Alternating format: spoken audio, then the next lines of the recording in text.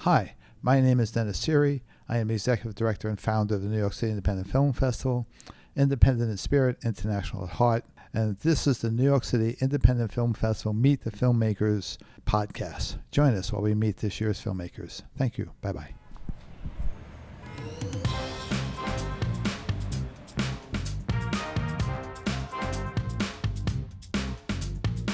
Hi, we're here with Robert Wilson today, the director of the music video Blackbird. Hello, Robert. Welcome. Hello. Thank Please you. introduce yourself and tell us a bit about you. Yeah, so I'm really not a filmmaker. I'm a musician from London, but I'm living in Japan right now.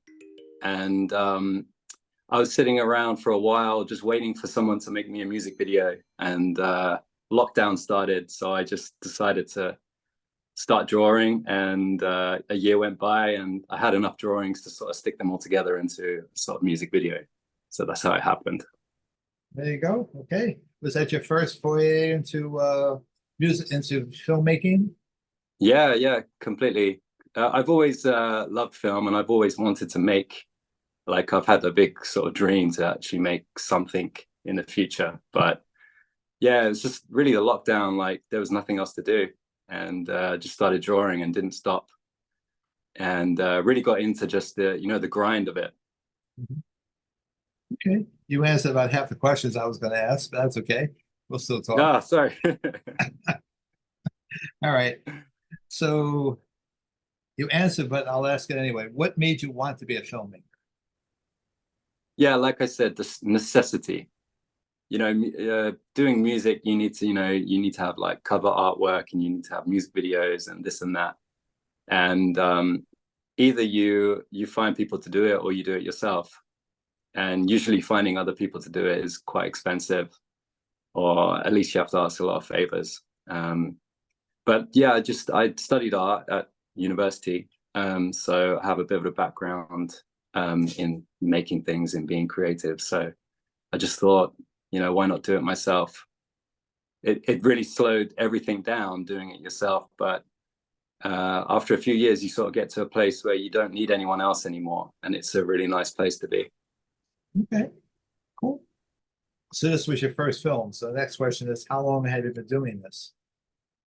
Yeah, so 2020 is when I first started putting the pencil to paper, and then March in 2021, I bought a computer because I didn't have a computer before then. But I knew that when all the drawings were done, I'd have to put them all together. I didn't fancy doing it on like my iPad or something. So I bought a laptop and just started editing it. And then it was a few months of that, editing it, putting it all together, making sure it was like the story was right, touch-ups and stuff. And then finally it was done. And then, so I actually released it as a black and white thing a couple of years ago, like at the end of 2021. And recently I sort of delved in again. I was really like fed up and done with it, really. I was like, I'm never going to do that again. But it sort of was like, it could be so much better if there was color in it. It could really jump out more. And I was really happy. I went back in and got the old files out and colorized it. And yeah, then I submitted it to a few festivals, and thank you so much for picking it up. Oh, sure, certainly. It's a good video. So what did I guess you're a musician, so this question might be mute, but still, what did your friends and family say when you said, I'm going to become a filmmaker?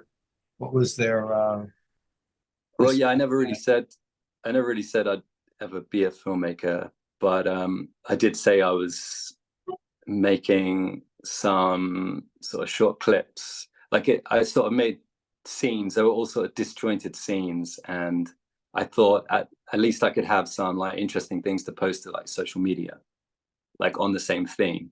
And then suddenly it sort of came all together. Well, not suddenly, but slowly it came together. And then ta-da, I made a film.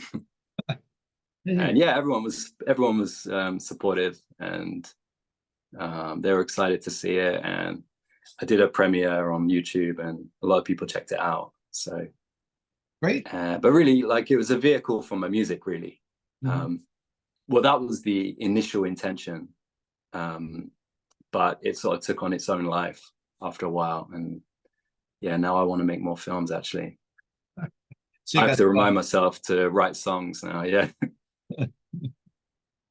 So where you live, I guess you have a support group of filmmakers or a support group of musicians.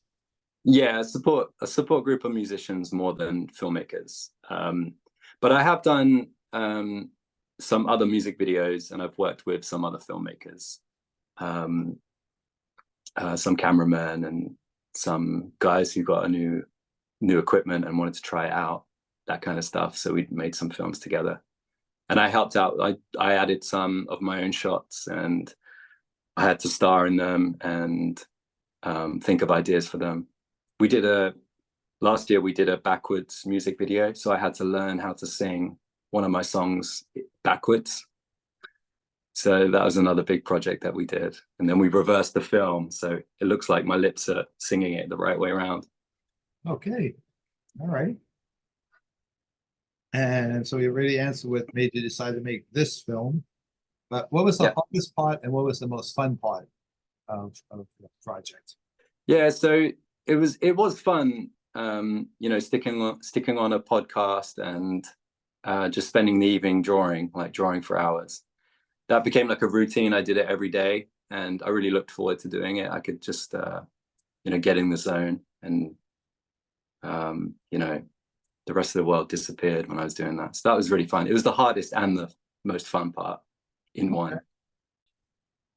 When you were finished with the project, did you decide, oh no, it's not done yet, I have to go back and do it again? You kind of in black and white. Yeah, that's exactly what I did. Yeah. And when I went back in, I wanted to tweak it in different ways as well, but I just had to, I've already spent like over a year on it, so I didn't want to delve in too much. So I was kind of strict with myself. We're just colorizing it. We're not gonna redraw it. Because I do like tweaking things. I do that with my music as well. Like I have old songs that I like rewrite, and every time I perform them, they're a bit different.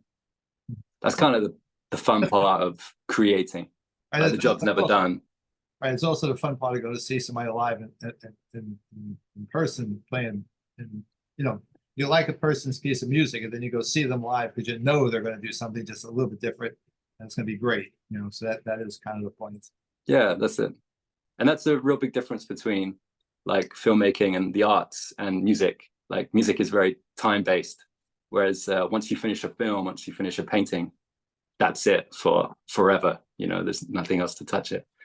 But with music, it's fluid. It keeps evolving. So that's why I like music. In the indie music and the indie film world, we know we're not going to become rich. We're not going to make these 15-minute movies, half-hour movies, and buy mansions from it.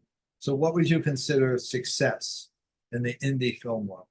What would success look like? Honestly, just if someone sees it and enjoys it, people can find me. If people like the music, if people like what I did, and people think that it's, I don't know, if people get something from it, then I'm happy. Okay. That's success for me. Yeah. All right. Suppose somebody came along and said, "Hi, Uncle Robert. I'm going to be a filmmaker. I'm going to be an indie filmmaker, just like you."